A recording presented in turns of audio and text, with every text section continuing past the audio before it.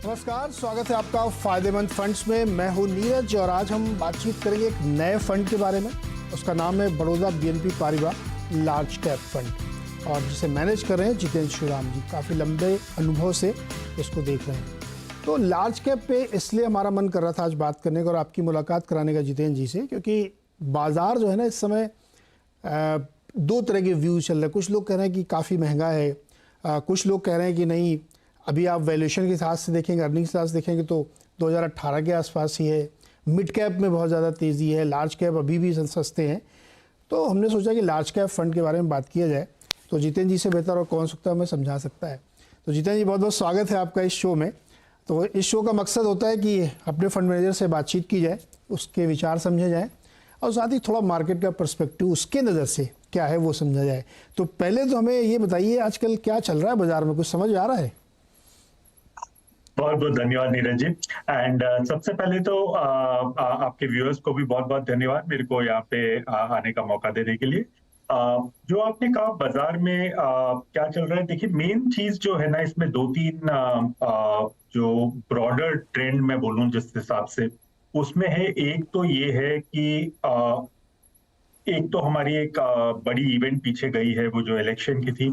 अभी एक तरह से 3.0 एनडीए का जो भी आएगा उसका जो पॉलिसी मेकिंग का एक आपको दर्पण मिलेगा जब बजट पेश होगा। तो उसका एक एंटिसिपेशन है कि फोकस एरिया क्या रहेंगे नए सरकार के, नए डायनेमिक्स क्या रहेंगे, वो सब पे लोग थोड़ा ध्यान देंगे। दूसरा रहेगा बजट में हमेशा एक चीज जो इंटरेस्टिंग रहती है वो रहती है वो टैक्स चेंजेस वगैरह की, उस पर थोड़ा बहुत ध्यान रहेगा। और तीसरा मैं थोड़ा सा हटके बोलूंगा कि ग्लोबल में भी एक बहुत इंपॉर्टेंट इवेंट आने वाला है, वो जो कि है यूएस प्रेसिडेंशियल इलेक्शन, जो कि अक्टूबर नवंबर में आ जाएगा। तो उसके ऊपर भी लोग थोड़ा बहुत चर्चा करेंगे। तो ये मेन जो है इवेंट्स है। और बाकी उसके अलावा अगर हम देखें तो अभी अर्निंग सीजन चालू ही हुआ है। आपने दो तीन टेक कंपनीज के रिजल्ट्स देखे हैं पिछले गए हफ्ते में। और अभी जो रिजल्ट सीजन आएगा ये एक तरह का रिपोर्ट कार्ड होता है कंपनीज का। तो हर आदमी ये देखेगा कि मतलब अर्निंग्स ऑन ट्रैक है कि नहीं। तो उस हिसाब से मार्केट अपना शॉर्ट टर्म जो भी व्यू बनाएगा और जिस रुख पे जाएगा वो इसके इन इन इवेंट्स के बेसिस पे ही होगा, क्योंकि आपका बजट भी अगले 7-10 दिन में आ जाना चाहिए। ओके। ये बजट वन ऑफ इवेंट मान के चलें या इससे कुछ बड़ी चीजें निकल के आने की संभावना है? देखिए एक तरह से ना बजट का रेलेवेंस थोड़ा कम तो हुआ है। जैसे नीरज जी आप जानते ही, जैसे जब से जीएसटी आया है जो इनडायरेक्ट टैक्स के प्रपोजल्स हैं वो तो अभी जीएसटी काउंसिल में चले गए, तो वो अभी बजट के दायरे में आते नहीं है। लेकिन ये एक इम्पोर्टेंट पॉलिसी डॉक्यूमेंट है जो 3.0 एनडीए का है कि वो किस एरियाज में ज्यादा अपना फोकस जमाएंगे। जैसे कि आपने पहले देखा 1.0 में ज्यादातर रोड्स और इन सब में बहुत ज्यादा फोकस था। अभी 2.0 में आपने देखा रेलवेज और डिफेंस वगैरह में काफी ज्यादा फोकस रहा। अभी ये देखने की बारी है कि 3.0 में फोकस कुछ हटता है या it is going to be more of 2.0। तो बिकॉज ये एक तरह से पहला एक विजन स्टेटमेंट या पॉलिसी स्टेटमेंट है नए गवर्नमेंट की, उस हिसाब से ये काफी मायने रखेगी कि हम लोग फोकस एरिया क्या क्या आने वाले हैं उस पे ज्यादा ध्यान दें।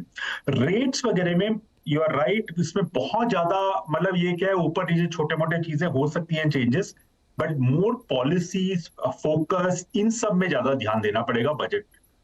या बिल्कुल सही कह रहे हैं। आम आदमी की दिलचस्पी कम हो गई सर, इनकम टैक्स वो टच नहीं करते हैं इनडायरेक्ट टैक्स बाहर हो गए तो बजट सुनने का चार्म भी थोड़ा कम हो गया है लेकिन ये आपकी सही है कि फोकस शिफ्ट होता है क्या, चूंकि इस बार का जो मैंडेट है वो क्या ज़्यादा पॉपुलिज्म की तरफ शिफ्ट कराएगा क्या, इस पर लोगों की नज़र आएगी। इस लिहाज से बजट इंपॉर्टेंट और नेक्स्ट 5 ईयर्स का एक आइडिया भी मोटा मोटा मिले। एक जिक्र आपने किया यूएस मार्केट का या ग्लोबल मार्केट का, सर वहाँ तो एक एक स्टेटमेंट में देखिए आज चिप स्टॉक्स की क्या हालत हो गई। मतलब व्हाइट हाउस बोल दिया, फिर ट्रम्प साहब ने कुछ बोल दिया जो अभी पता नहीं इलेक्शन में क्या होगा। तो क्या एक बड़ा रिस्क इस तरह का है इलेक्शन वाला बड़ा दूसरा क्वेश्चन भी इसमें जोड़ देता हूँ मैं। चीन में एक बहुत इंपॉर्टेंट इवेंट हो रहा है जिसके आउटकम के बाद शायद ग्लोबल मार्केट में इम्पैक्ट पड़े। अगर जो सोच रहे हैं लोग, एनालिस्ट लोग, कि एक बहुत बड़ा ट्रिलियंस ऑफ डॉलर का पैकेज लाने की तैयारी है। अगर ऐसा हुआ तो मेरा सवाल एक तो यूएस वाले इलेक्शन इवेंट को किस तरह से हम लोग देखें, एक एक स्टेटमेंट से ऐसा उतार चढ़ाव हो रहा है। दूसरा, अगर चाइना में कुछ बड़ा होता है, बहुत पंप करते हैं पैसा, तो क्या करेंसी का कोई एक रिस्क खड़ा होता है क्या? श्योर। तो इसमें यूएस पे पहले बात करेंगे। तो यूएस पे जैसे आपने बोला, एक तो ये है कि डेमोक्रेट्स की जो पॉलिसी शिफ्ट्स रहती है या स्टांस रहती है वो थोड़ी सी अलग रहती है रिपब्लिकन से।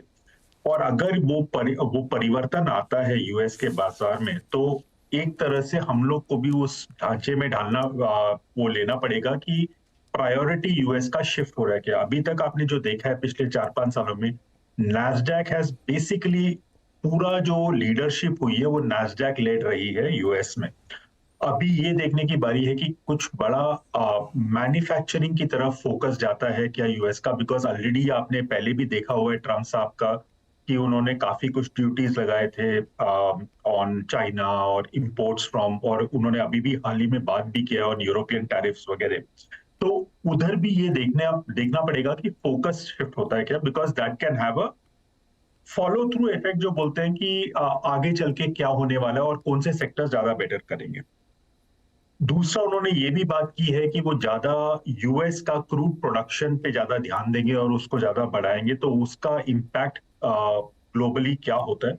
बिकॉज आज की तारीख में US is one of the biggest producers of food, हालांकि उसका नेट एक्सपोर्ट बहुत कम रहता है। तो इसलिए मार्केट में आप देखते हैं तो सऊदी अरेबिया का प्रभाव ज्यादा रहता है मार्केट और भाव पे, पर अगर यूएस का खुद का आउटपुट बढ़ेगा तो उसका एक इम्पैक्ट जरूर क्रूड मार्केट पे आएगा। और क्योंकि क्रूड इंडिया का सबसे बड़ा इंपोर्ट आइटम है, उसका फर्क पड़ेगा ही पड़ेगा। अभी थोड़ा सा हटके अगर हम चाइना पे बात करें, चाइना में डेफिनेटली जो इकोनॉमिक डेटा आ रहा है वो थोड़ा ये दिखा रहा है कि स्लो डाउन थोड़ा हायर है than what market was budgeting. To that extent Chinese policy makers भी ये ज्यादा ध्यान दे रहे हैं कि किस तरह से मार्केट की रिवाइवल की बात की जाए, अगर क्वांटिटेटिव ईजिंग किया जाए या फिर कुछ बजटरी इंफ्रास्ट्रक्चर स्पेंडिंग पे ध्यान दिया जाए। और इसका सबसे बड़ा इम्पैक्ट आ सकता है क्योंकि चाइना एक तरह से देखें तो in various commodities between 1/3 to half of the global demand काफी जगह अकाउंट करता है।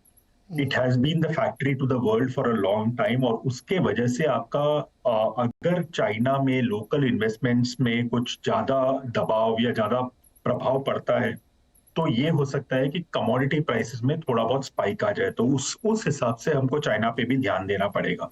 और आपने जो कहा कि वहां पे काफी ये ट्रिलियंस की बात हो रही है और ये सब, वो हम लोग को ध्यान में रखना पड़ेगा उसके हिसाब से। इंटरेस्टिंग। तो ये दो बड़े इवेंट हैं ग्लोबली जो शायद क्या मतलब पक्के तौर पे मार्केट को इम्पैक्ट करेंगे ही, क्योंकि दो बहुत बड़े मार्केट हैं और भारत का उनसे सीधे लेना देना है। तो अब बात करेंगे Baroda BNP Paribas large cap fund के बारे में, जिसे जितेंद्र जी मैनेज करते हैं। जितेंद्र जी, एक बड़ी दुविधा हमारे दर्शकों के मन में, ज़्यादा थ्रिलिंग रैली मिड कैप में चलती है लार्ज कैप वाले बहुत अच्छी क्वालिटी के स्टॉक ले स्लो लो चलते हैं। तो एक मन होता है कि सेफ्टी ध्यान रखना चाहिए, कभी भी एक्सीडेंट हो सकता है। तो क्या इस वक्त लार्ज कैप स्टॉक्स में निवेशित रहना ज़्यादा बेहतर है बनिस्बत मिड कैप के, हालांकि अर्निंग्स उनकी आउट परफॉर्म करी लार्ज कैप को? श्योर। आपने एक बड़ा इंटरेस्टिंग सवाल पूछा है इसमें, क्योंकि इसमें क्या है, आप एक टीम में, अभी जैसे हाल ही में हम लोग क्रिकेट जीते तो क्रिकेट का एक एग्जांपल इसमें बनता है थोड़ा, जी। क्योंकि आप एक पूरी टीम फुल सहवाग जैसे प्लेयर से नहीं भर सकते हैं तो क्या है, एक स्टेबिलिटी की भी जरूरत होती है, क्योंकि आपको एक तरह से एक सॉलिड जैसे एक राहुल द्रविड़ टाइप के प्लेयर की भी जरूरत होती है, क्योंकि कभी पिच उटपटान हो या बॉलिंग उटपटान हो तो you need somebody who is able to defend very well also. खाली एग्रेशन हर टाइम पे काम नहीं आते। So, not to take anything from the talent and capability of these players, but just I'm saying the style is different. तो इसके लिए मैं ये कहूंगा कि जो लार्ज कैप सेगमेंट है वो बेसिकली एक तरह से mister dependable of the investment world है, क्योंकि जो एक यहाँ पे जो कंपनीज हैं इन्होंने ये लार्ज कैप बने हैं क्योंकि ये काफी तप के आए हैं, काफी सारी साइकिल्स देखी उन्होंने। आप पिछले 25-30 साल की ले लीजिए, एशियन क्राइसिस हुआ, उसके बाद टेक का मेल्टडाउन हुआ, उसके बाद ग्लोबल फाइनेंशियल क्राइसिस हुआ, उसके बाद टेपर टैंट्रम हुआ, फिर कोविड जो हाल ही में हुआ, ये इतने सारे साइकिल को झेल के तब के उससे निकले हैं और तब जाके इतनी बड़ी कंपनियां हुई हैं। तो इनके पास वो क्षमता रहती है कि ये कुछ भी अप्स एंड डाउन्स आती हैं आपके बिजनेस में, तो वो सहन करने की एक क्षमता रहती है। काफी कुछ जो mid cap and small cap में रहता है वो एक तरह से क्या होता है, एक दे हैव कुछ कुछ कंपनीज में ये रहेगा कि उन्होंने बहुत सारी एडवर्स साइकिल्स नहीं देखी होंगी क्योंकि नए नए आए हैं, या कभी कभी ये होता है कि वो काफी मतलब whenever times go bad, वो उतना अच्छा परफॉर्म नहीं कर पाते। तो from that aspect large cap is something that one definitely needs to have in the portfolio. और दूसरा एक इंटरेस्टिंग चीज जो ध्यान में रखेंगे कि एक है कि एक पैसिव की जो शेयर है, जो इंडेक्स फंड होते हैं, ईटीएफ फंड होते हैं, इनकी जो मात्रा है मार्केट में वो बढ़ती जा रही है। और टिपिकली जैसे जैसे आपका ईपीएफओ ज्यादा पैसा डालता है या फिर एनपीएस के पैसे आते हैं बाजार में या ग्लोबल ईटीएफ्स के पैसे आते हैं, वो ज्यादातर ये लार्ज कैप इंडेक्सेस की तरफ ही उनका झुकाव रहता है और उनको ज्यादा प्रभावित करता है। और उसी के साथ साथ एक और जो चीज जो ऐड हो रही है वो ये है कि लास्ट 2-3 साल में आपका मेन जो मार्केट को चला है वो लोकल पैसा है। फॉरेन पैसा has been far more limited in this period because dollar बहुत स्ट्रांग रहा, विच मेंट कि आपका जो फ्लो जो इमर्जिंग मार्केट को आता था वो उतना ज्यादा हद तक स्ट्रांग नहीं रहा। नाउ अब आप एक तरह से उस सिचुएशन में पहुंच गए जब globally central banks are going to cut rates. ECB ने तो आपको एक झलक दिखाई दिया लास्ट महीने जब उसने रेट काटा। Some time in future fed भी काटेगा, बोलो 2 क्वार्टर 3 क्वार्टर जो भी आपका अनुमान रहे। जब ये कट आएगा तो आपका एक तरह से डॉलर की स्ट्रेंथ कम होगी और उसके हिसाब से आपका फ्लो इमर्जिंग मार्केट की तरफ आएगा। और जब फॉरेन मनी आता है वो typically more large cap polarise रहता है बिकॉज उनको क्या है, 25 मार्केट में इन्वेस्ट करना है, वो हर जगह इतना डेप्थ में जा नहीं सकते, वो टिपिकली हर बाजार का जो मेन लीडर्स रहते हैं उन पे इन्वेस्ट करते हैं। तो मेरे हिसाब से लार्ज कैप का एक केस अच्छा खासा बना हुआ है क्योंकि उनके लिए नेक्स्ट 2-3 साल के लिए काफी काफी डिसेंट ड्राइवर्स है इन सब चीजों से विच वुड बेनिफिट। आप ये कह रहे हैं कि सास भी कभी बहू थी, तो उसका जमाना गया नहीं है।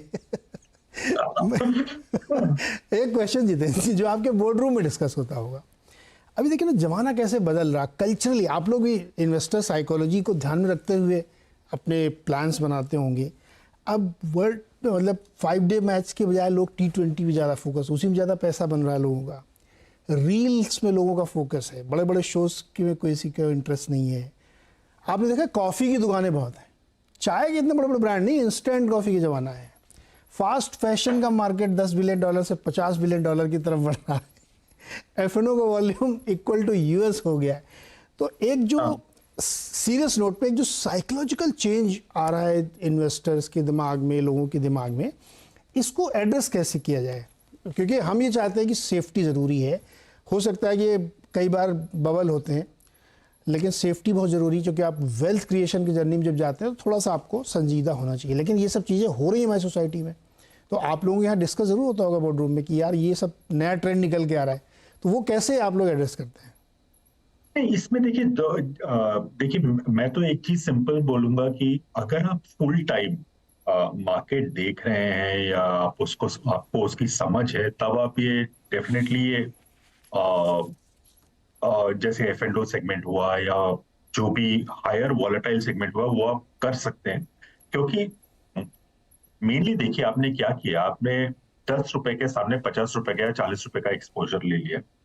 तो मॉनिटरिंग इसमें बहुत जरूरी है। काफी लोग क्या करते हैं, वो उनकी एक तरह से ना इक्विटी मार्केट इन्वेस्टमेंट एक हॉबी रहती है और वो जब आ जाते हैं F&O में, then it becomes very risky क्योंकि आप ना तो मॉनिटर कर रहे हो उस फ्रीक्वेंसी या उस डेप्थ से जो कि जरूरी है इन सब चीजों के लिए। आप अगर उतना रेगुलरली मॉनिटर नहीं करते हो तो लेवरेज लेने में जो रिस्क आते हैं वो बढ़ जाते हैं। तो मेरे हिसाब से तो ये एक चीज क्लियर है कि अगर आप एक्टिवली देखते हैं मार्केट, आप एक्टिवली मॉनिटर करते हैं और आप बिना टिप्स पे एक्ट किए आप ज्यादा अपना खुद का काम कर रहे हैं, फंडामेंटल रिसर्च कर रहे हैं, तो may be you can do it. But problem ये है कि काफी लोगों के साथ वो सत्य नहीं होता है, वो लोग इतना ज्यादा ध्यान नहीं देते हैं और बेसिकली जो भी विस्पर घूम रहा है या ट्रिप टिप घूम रहा है उसके बेसिस पे इन्वेस्ट कर देते हैं, और प्रॉब्लम होता है कि फिर वो एक्सपीरियंस खराब हो जाता है आपका, क्योंकि कहीं ना कहीं जाके वो तकलीफ देके जाता है। To that extent I would say that if आप इतना रेगुलर नहीं है मार्केट देखने में, तो it makes sense to be more longer term investor rather than going into what is fashionable today. जैसे आपने बोला, ये जो हाई फैशन और क्विक फैशन का जमाना हो गया, वो एक तरह से एक लालच हो गया है कि मैं जल्दी से जल्दी जितना पैसा बनाऊं, बट वो उसमें वही होता है कि आप छुरी से खेलोगे तो हाथ कटने का भी चांस उतना ही रहता है उसमें। बिल्कुल। तो ध्यान तो आपको रखना ही पड़ेगा। नहीं नहीं, इसमें कोई शक नहीं कि देखिए पेशेंस हमेशा पे करता है, और इक्विटी मार्केट में तो डेफिनेटली बहुत ज़रूरी है कि आप समझदारी दिखाएं। यहाँ पे लेते हैं छोटा सा ब्रेक, और जब ब्रेक से वापस आएंगे तो उन सेक्टर्स की बात करेंगे जहां पे ये फंड अंडरवेट या ओवरवेट है। एक बार फिर से स्वागत है आपका फायदेमंद फंड्स में, और आज हम बातचीत कर रहे हैं Baroda BNP Paribas large cap fund के बारे में। तो जितेंद्र जी, फिर आपके फंड में हम लोग देखें कि किस सेक्टर पे आप ज़्यादा ओवरवेट हैं, क्योंकि इस समय लार्ज कैप में चॉइसेस भी थोड़ी सीमित हो जाती हैं। तो फिर किस तरीके की थीम्स, किस तरह के सेक्टर्स को आप मानते हैं कि यहाँ से आगे जाते हुए आउट परफॉर्म करेंगे वो? तो इसमें हम लोग जो अभी जैसी हमारी पोजीशनिंग है, फर्स्ट ऑफ ऑल मैं ये कहूंगा कि हम लोग का कंज्यूमर डिस्क्रिशनरी काफी अच्छा लगता है, जिसमें सबसे बड़ा रहता है ऑटो रहता है, फिर कंज्यूमर ड्यूरेबल्स वगैरह भी आते हैं इसमें। वो एक सेक्टर है जिसमें हम लोग को, जैसे ऑटोज में एक्सपोर्ट अपॉर्चुनिटी हम लोग को बढ़ते हुए दिख रही है। ऊपर से एक तरह का वैल्यू माइग्रेशन भी हो रहा है, क्योंकि जैसे आपकी गाड़ियां मूव कर रही हैं आईसी से हाइब्रिड, हाइब्रिड से ईवी, उसके वजह से एक तरह का बिजनेस ट्रैक्शन इंप्रूव हो रहा है इन सब कंपनीज में। सो वो हम लोग को काफी ठीक लगता है। सेकेंड मैं बोलूंगा कि हम लोग को यूटिलिटीज एक दूसरा सेक्टर है जो काफी अच्छा लग रहा है। आपने हाल ही में रिपोर्ट्स भी पढ़े होंगे, पेपर में काफी आर्टिकल भी आए थे, जैसे कि पीक डिमांड इस साल समर में हम लोग, भारत की जो पीक डिमांड थी वो 250 या 245 गीगावाट तक चली गई थी। तो डिमांड जो है वो काफी अच्छी है पावर की। और आपका बीच में क्या हुआ, एक फेज आ गया था कोविड के टाइम पे, जब आपने बहुत सारी कैपेसिटी नहीं लगाई, तो उसके वजह से सिचुएशन काफी टाइट है डिमांड सप्लाई की, और वो भी एक बेनिफिट आ रही है यूटिलिटी कंपनीज को। तो उसका जो पूरा इकोसिस्टम है वो भी हम लोग को अच्छा लगता है। ओवरऑल मैं अगर बोलूं, इंडस्ट्रियल्स हमारा थर्ड ओवरवेट है, बट ये एक ऐसा ओवरवेट है जहां पे हम हमारी ओवरवेट पोजीशन थोड़ी काट रहे हैं। बिकॉज ऐसा देखिए, ग्रोइंग इकोनॉमी में हर कुछ ठीक करेगा, लेकिन प्रॉब्लम आती है कुछ कुछ जगह वैल्यूएशंस कभी कभी they run ahead of the fundamentals. अभी जैसे वैल्यूएशंस की बात करेंगे तो इंडस्ट्रियल्स में कुछ कुछ पॉकेट्स हैं, जैसे डिफेंस हुआ या रेलवेज हुआ, जहां तो जो हमको लगता है कि उसमें काफी कुछ गुड न्यूज ऑलरेडी डिस्काउंट हो चुकी हैं स्टॉक्स में, और उसमें काफी मतलब रिस्क ज्यादा हो गए on the risk return matrix.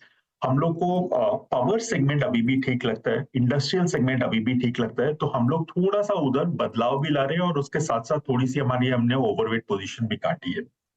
दूसरा, अभी हम बात करते हैं अंडरवेट पोजीशंस की। फाइनेंशियल्स हमारी सबसे बड़ी अंडरवेट पोजीशन है आज की तारीख में, क्योंकि जिस हिसाब से आपने देखा है कि आरबीआई एक तरह से कंसर्न व्यक्त कर रहा है कि क्रेडिट डिपॉजिट रेशियोज बहुत अधिक है सिस्टम में, आपको थोड़ा उसको टोन डाउन करना पड़ेगा। दूसरा, आपने इलेक्शन के बाद एक और चीज भी देखी होगी कि आपका खरीफ का प्राइसिंग आया, जिसमें थोड़ा बहुत बढ़ावा आया। उसके अलावा दूध के भाव बढ़े। दूसरा, अभी आगे चल के जैसे पावर के भाव बढ़े हैं या गैस प्राइसेस के भाव बढ़े हैं, इन सब की वजह से हम लोग को लगता है कि प्राइमरी आर्टिकल्स इन्फ्लेशन जो है वो थोड़ा सा एलिवेटेड ही रहेगा नियर टर्म, और उसके वजह से आपका जो रेट ईजिंग की जो स्टोरी थी बैंक्स में, वो इतनी जल्दी नहीं आने वाली है। तो उसके वजह से हम लोग उसमें अंडरवेट है। दूसरा एक और अंडरवेट मैं कहूंगा कंज्यूमर स्टेपल्स पे है। हालांकि ये हम लोग रिव्यू कर रहे हैं, बिकॉज पिछले 2 साल से because of a weaker monsoon, थोड़ा सा जो प्रॉब्लम्स रही उसके वजह से आपका rural side was not doing as well. लेकिन अब जो हो रहा है कि मॉनसून इस साल, जो फोरकास्ट दोनों एजेंसीज ने किया, आईएमडी और स्काईमेट ने, उनके हिसाब से मॉनसून नॉर्मल रहनी चाहिए। उसके अलावा हम लोगों ने ये सब जो प्राइस इंक्रीजेस देखे, they are pro farmer, so to some extent wealth moves to farmers from से urban users and all that. और वो जब फायदा आएगा तो वो आपको किस तरह से खेलना है उसके लिए कई तरीके हैं। हो सकता है आप ट्रैक्टर से खेलें, हो सकता है आप टू व्हीलर से खेलें, हो सकता है आप क्रॉप प्रोटेक्शन, क्रॉप केमिकल से खेलें, या एफएमसीजी से खेलें।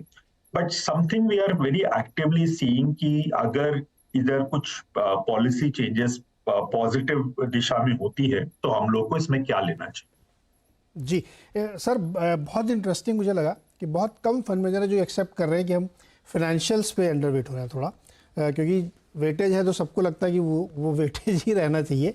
लेकिन एक बहुत इसमें थोड़ी सी मुझे आपसे और बात करनी है। अभी जो अपना हम लोग देख रहे हैं ना, कंज्यूमर डिमांड वाले लोन्स बहुत बढ़ रहे हैं, जिसपे आरबीआई ने वेटेज भी बढ़ा दिया और आगे जाते हुए इसका असर भी दिखेगा। बहुत सारी कंपनीज देखें हम लोग इक्विटी रेस कर रही हैं, तो उनको डेट की शायद ज़रूरत भी नहीं है, तो इसलिए जो एक्चुअली जो जिसके लिए डेट होना चाहिए वो होता दिख नहीं रहा है, और इसीलिए बहुत ज़्यादा एनकरेजिंग सिनेरियो नहीं कह सकते बैंकिंग और फाइनेंशियल सेक्टर्स में। क्या ये भी एक बड़ी वजह है जिससे थोड़ा सा इससे दूरी फिलहाल रखना चाहिए? देखिए, फाइनेंशियल्स है बहुत बड़ा सेक्टर, और मेरे हिसाब से जब भी फॉरेन पैसा वापस इंडिया की तरफ आएगा तो एक सब्सटेंशियल पोर्शन उसका फाइनेंशियल्स में जाएगा। तो आई विल नॉट से कि आप फाइनेंशियल में जीरो हो जाए या वो, बट अंडरवेट आज की तारीख में बनता है, बिकॉज मार्केट अगर एक्सपेक्ट कर रहा है कि इधर क्रेडिट ग्रोथ 18 से 20% रहेगा या जो भी रहेगा, मेरे हिसाब से the way RBI is express concern कि क्रेडिट डिपॉजिट रेशियो थोड़े एलिवेटेड है, थोड़ा आपको डिपॉजिट्स बढ़ा के क्रेडिट कम करना चाहिए। मेरे हिसाब से क्रेडिट ग्रोथ में थोड़ी डिसअपॉइंटमेंट आ सकती है कि वो शायद मिड टीन्स के आसपास आ जाए। देखिए, एक चीज जो अच्छी हुई है वो ये है कि एसेट क्वालिटी लार्जली स्टेबल है, सो एसेट क्वालिटी से हम लोग को तकलीफ नहीं आ रही है, बट ग्रोथ में थोड़ी सी हिकअप्स आ सकती हैं आगे। तो मेरे हिसाब से थोड़ा केयरफुल रहना है उधर, क्योंकि ऐसा है कि वो सेक्टर में शायद ग्रोथ इतना ना मिले जो मार्केट में मिल जाए। तो to that extent we think यहाँ पे underweight stance is justified to that extent. Correct. तो खर्चा कम अगर करेंगे तो बैलेंस शीट अच्छी रहेगी, ये तो बात पक्की है। अच्छा, एक और सेक्टर सर, आईटी, ये थोड़ा समझ में कम आता है, क्योंकि एक दौर था कोविड समय बहुत चला ये, फिर उसके बाद ठहर गया, फिर लोगों ने कहा कि अब यूएस में डिस्क्रिशनरी स्पेंडिंग नहीं, वहाँ का बीएफएसआई ठीक नहीं कर रहा है, आए फिर लोग एआई की तरफ चले गए, तो एक लंबा दौर इन्होंने गुजार लिया है। हालांकि वैल्यूएशन के लिहाज से सस्ते नहीं हैं, अभी भी बड़े स्टॉक्स जो हैं वो रिच वैल्यूएशन पे दिखते हैं, क्योंकि ग्रोथ तो 4-5-3-4% की है और आप वैल्यूएशन मांग रहे हैं 30-40-25, इससे कम चाहिए नहीं किसी को। तो क्या ये सेक्टर भी अंडरवेट रहने के एकदम परफेक्ट है और अभी 1-2 साल इसमें कुछ नहीं होना है? इंटरेस्टिंग सवाल पूछा आपने, क्योंकि मैं ये कहूंगा कि पिछले 1-1.5 साल से हम लोग भी इसमें अंडरवेट थे, लेकिन अभी हम लोग को लग रहा है कि इधर शायद एक बॉटमिंग आउट फेज आ रहा है, तो हम लोगों ने अंडरवेट काटा है इधर। हम लोग अभी ज्यादा न्यूट्रल की तरफ जा रहे हैं इधर इस सेक्टर में, क्योंकि देखिए इसमें काफी टाइम हो गया, जैसे आपने कहा कि काफी टाइम से वो ज्यादा सेक्टर चला भी नहीं है। और कोविड में क्या हुआ, एक बड़ा बूस्ट आया, क्योंकि आपके पास आपको मार्केटिंग, सेल्स एंड मार्केटिंग की एक्सपेंस बिल्कुल आपकी ना के बराबर हो गई, क्योंकि आप ना ट्रैवल कर सकते थे और ना ऑफिस चल रहे थे उस टाइम पे, सो आपने सब कुछ वर्क फ्रॉम होम कर दिया वहां पे। उसके वजह से आपका काफी खर्चे बच गए, मार्जिन शूट अप हो गए, और उसका गेन आपको 1-2 साल तक दिखा। जैसे जैसे आपका नॉर्मल सी आने लगी पोस्ट कोविड, तो ये मार्जिन वापस एक तरह से reverting back to trend line level का जो फेज था वो आया आपका, और वो जो मार्जिन घटा वो मार्केट को थोड़ा उतना इम्प्रेसिव नहीं लगा। साथ में आपका ग्रोथ भी थोड़ा बहुत ईट अप हो गया, क्योंकि आपने जैसे कहा एआई आ गया या ये सब आ गया, नए एरियाज आ गए, तो उसके वजह से वो भी चेंज हो गया।